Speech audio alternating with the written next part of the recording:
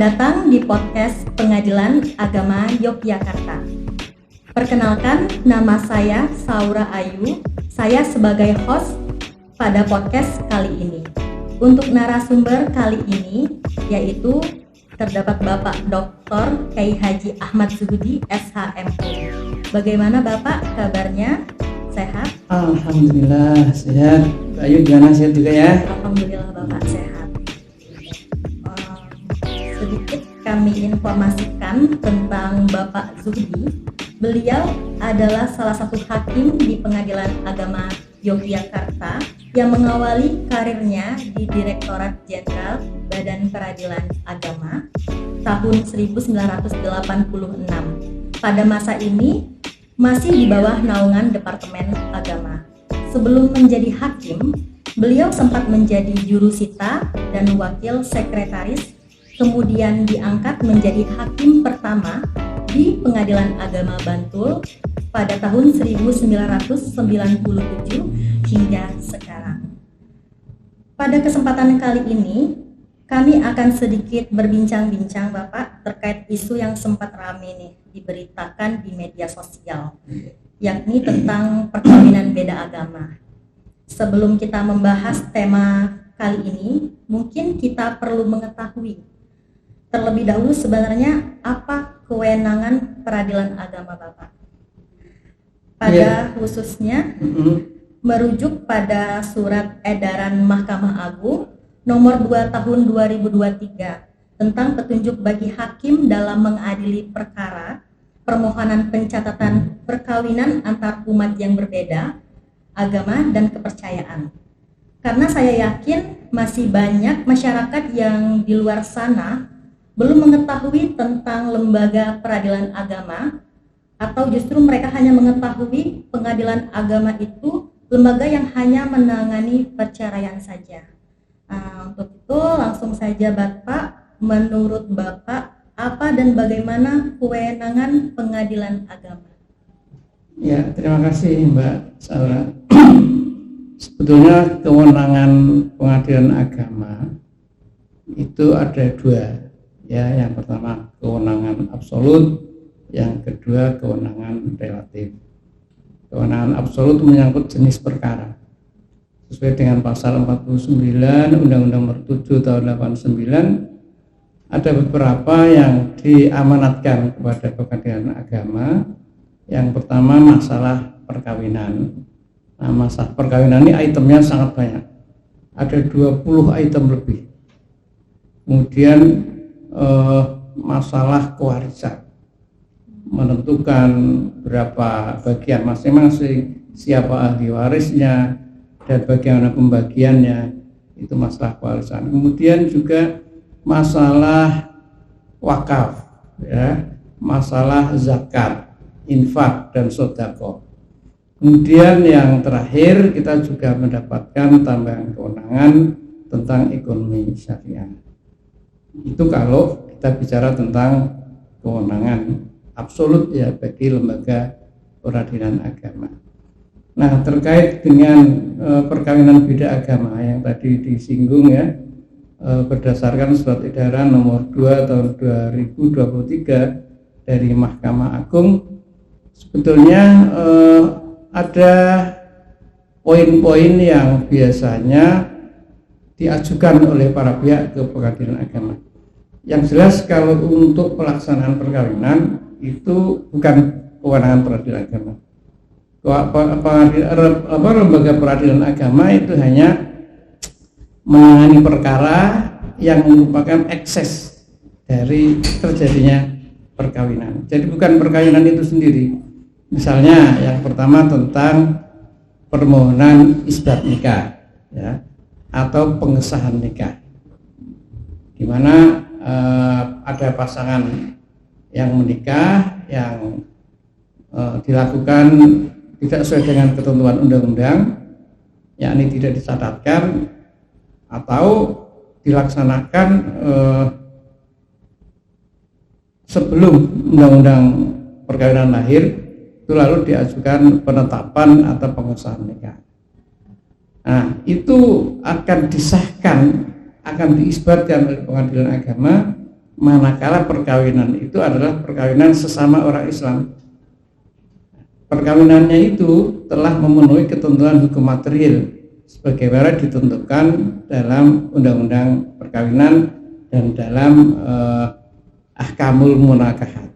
Jadi sesuai dengan hukum Islam. Kalau sudah memenuhi ketentuan itu, tentu hakim akan mengisbatkan perkawinan mereka. Sedangkan kalau yang diajukan permohonan pengesahan nikah itu yang mereka yang berbeda agama, tentu ini akan di NO, katakanlah gitu ya. Di NO itu tidak diterima, singkatannya niet onafhankelijk verklaard, ya bahasa Belandanya.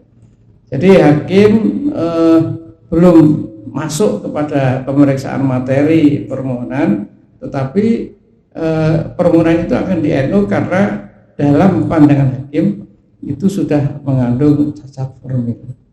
Jadi permohonan pengesahan nikah bagi pasangan yang berbeda agama tentu tidak akan dikabulkan oleh lembaga peradilan agama. Apalagi ini sudah muncul ya surat edaran dari Mahkamah Agung nomor 2 tahun 2023 itu yang memberi petunjuk kepada hakim agar tidak menerima atau mengesahkan permohonan pencatatan perkawinan atau pengesahan perkawinan antar pasangan yang berbeda agama. Begitu Mbak Sarah. Berarti untuk isbat nikah beda agama ini tidak diterima ya Pak ya? Tidak ya. Kalau termasuk ya akan kita NU. Oh, ya, baik. Untuk selanjutnya Pak, bagaimana nih pandangan Bapak dengan isu pernikahan beda agama yang terjadi di Indonesia menurut sudut pandangan fikih atau hukum Islam? Ya, memang tidak sedikit ya orang-orang Indonesia antar agama itu melakukan perkawinan. Tapi sebetulnya kalau kita runut dari undang-undang perkawinan itu sebetulnya tidak mengenal perkawinan beda agama. Karena ketika orang yang berbeda agama kemudian bisa menikah, pasti pada saat menikah dia itu akan murtad dari agamanya. Pasti itu.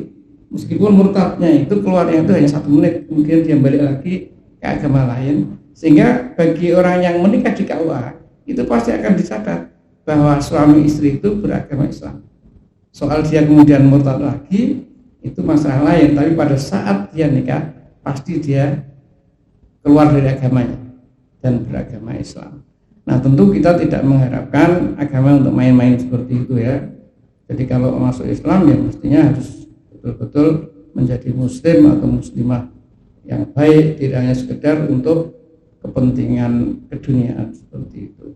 Nah kenyataannya memang karena di Indonesia ini tidak mengenal hukum perkawinan antar agama, banyak pasangan dari Indonesia terutama kaum selebritis ya yang kemudian keluar negeri untuk menikah di luar negeri, kemudian nanti dia kembali ke Indonesia sudah memiliki sertifikat nikah. Nah itu terserah saja, kalau pernikahan yang beda agama nanti tentu akan dicatat oleh kantor Dukcapil ya, bukan KUA ya, karena itu bukan kewenangan dari KUA. Nah kemudian kalau toh kemudian di belakang hari mereka kemudian bercerai, ya percayaannya ke peradilan umum bukan ke peradilan agama itu. Nah kalau dari kacamata hukum Islam ya memang dalam beberapa ayat Al-Quran misalnya dalam surat Al-Bayyinah itu ya, a'udzubillahi minasyaitonirrajim, lam yakunil ladzina kafaru min ahli kitabi wal musyrikina munfakina hatta ta'tiyahumul bayyinah. Kemudian dalam ayat 221 kalau nggak salah surat Al-Baqarah, di sana memang dibedakan ya antara kafir ya. Jadi kafir, orang kafir itu dibagi menjadi 2 ternyata.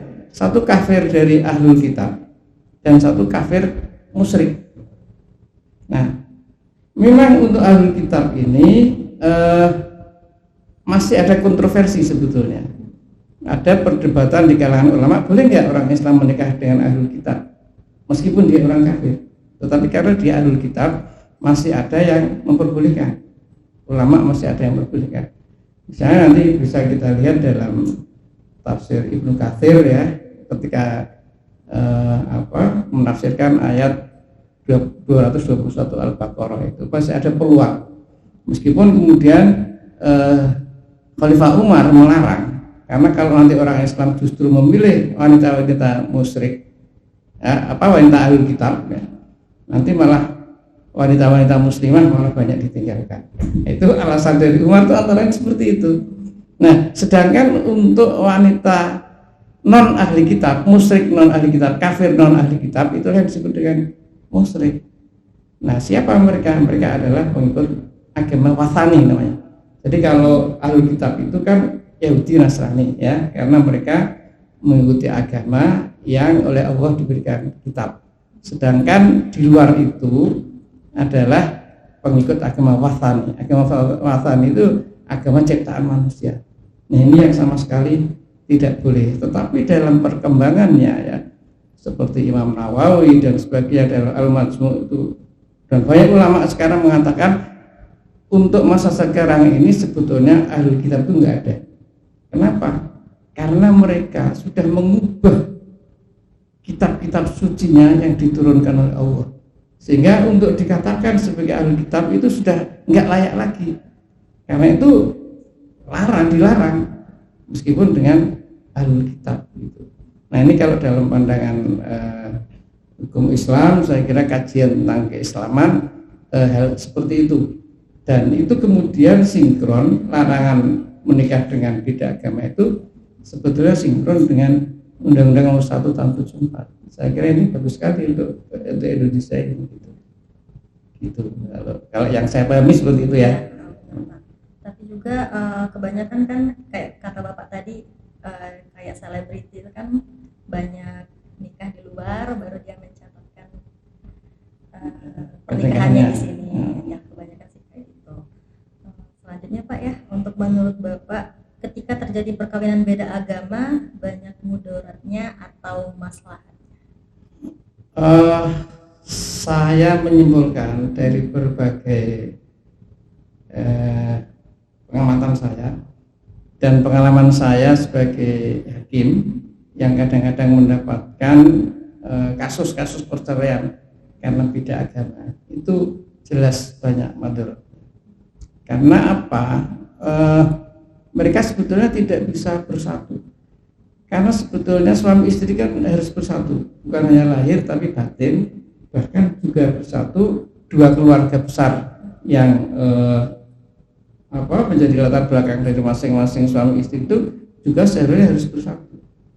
Nah, ini kalau beda agama sebetulnya ada satu sisi yang mereka tidak bersatu, ada konflik yang dipaksakan untuk namanya bersatu. Jadi mungkin secara lahiriah mereka itu bersatu, tapi batiniahnya itu jelas tidak bersatu. Istilah Al-Qur'annya tahsabuhum jami'a wa qulubuhum syatta. Kalian mengira mereka itu bersatu, tapi hati mereka bercerai-berai. Nah, ini belum lagi nanti tentang soal anak. Anak ini agamanya mau diikutkan siapa? Mungkin bisa berdalih biar anak memilih mau ayah apa ibu. Bisa juga hal itu seperti itu, tetapi anak sendiri juga akan bingung. Mungkin pada hari Jumat dia ikut temannya ke masjid, pada hari Minggu dia ikut bapaknya ke gereja misalnya. Nah, ini kan lalu ada keterbelahan jiwa, keterbelahan kepribadian di kalangan anak sendiri. Nah, ini juga sering menimbulkan konflik, dan konflik beda agama ini menjadi salah satu faktor terjadinya perceraian. Supaya yang saya tangani ya, pengalaman yang saya tangani banyak karena beda agama kemudian mereka bercerai. Jadi kesimpulannya banyak mudaratnya. Apa sebenarnya latar belakang Mahkamah Agung kemudian menerbitkan SEMA nomor 2 tahun 2023 tentang nikah beda agama, di mana isi dari SEMA ini kurang lebih hakim dilarang mengabulkan perkawinan beda agama? Saya kira surat edaran ini sangat bijaksana. Mahkamah Agung telah mengambil sikap konsisten terhadap Undang-Undang Nomor 1 Tahun 74, berikut Undang-Undang Nomor 16 Tahun 2018 tentang perubahan Undang-Undang Nomor 1 Tahun 74, di mana di sana ditegaskan bahwa perkawinan itu sah ya apabila dilakukan menurut agamanya. Sebelum mengakhiri podcast pada hari ini, untuk Bapak Zuhdi ada kesan apa selama menjadi hakim di peradilan agama? Saya kira sangat banyak ya pengalaman saya, setidaknya saya bisa mencoba untuk mengkonekkan ya antara teori-teori hukum yang ada dalam kitab fikih misalnya dengan prakteknya, aplikasinya. Dan kalau tidak jadi hakim mungkin kita memahami perceraian, katakanlah gitu, orang bercerai itu ya begitu-begitu aja, normatif sekali. Tapi ketika menjadi hakim kita ngerti ternyata prosedur untuk bercerai itu harus ditempuh karena hukum prosedur ya itu kan media wasilah ya, pentingnya wasilah itu sama dengan tujuan itu sendiri dan itu harus diketahui oleh para pihak sehingga orang tidak seenaknya saja misalnya menjatuhkan talak ya kepada istrinya di rumah marah sedikit jatuh talak langsung jatuh. Ada prosedur yang harus dilalui dan disinilah kewenangan negara sebetulnya ulil amri untuk membuat aturan dan itu yang harus ditaati oleh masyarakat karena bagaimanapun taat pada ulil amri itu kan juga bagian dari taat pada agama. Kalau kita melakukan sesuatu tanpa aturan ya akan kacau lah dunia ini. Itu diantara yang saya sangat senang karena bisa mengkonekkan antara teori dengan praktek. Misalnya tentang sumpah li'an gitu kan, kalau di dalam Al-Quran sudah diterangkan begini-begini, tapi prakteknya bagaimana? Nah ini bisa diketahui melalui praktek seperti itu. Itu antara lain banyak lah, tapi yang saya senang ya itu karena bisa ya, sehingga banyak juga sebetulnya kawan-kawan dosen kita gitu ya menerangkan tentang bagaimana hukum Islam, tapi ketika sampai pada aplikasinya bingung seperti apa ya aplikasinya. Nah, jadi keuntungan saya ini bisa menjadi itu Mbak ya, makasih. Oke Sobat Peradilan, sangat menarik ya pembahasan tadi, menambah wawasan terkait dengan layanan pengadilan agama Yogyakarta khususnya di bidang hukum.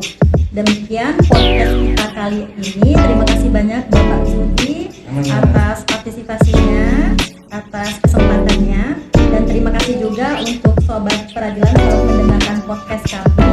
Nah, semoga bermanfaat. Saya Saura, mohon pamit. Terima kasih banyak. Wassalamualaikum warahmatullahi wabarakatuh.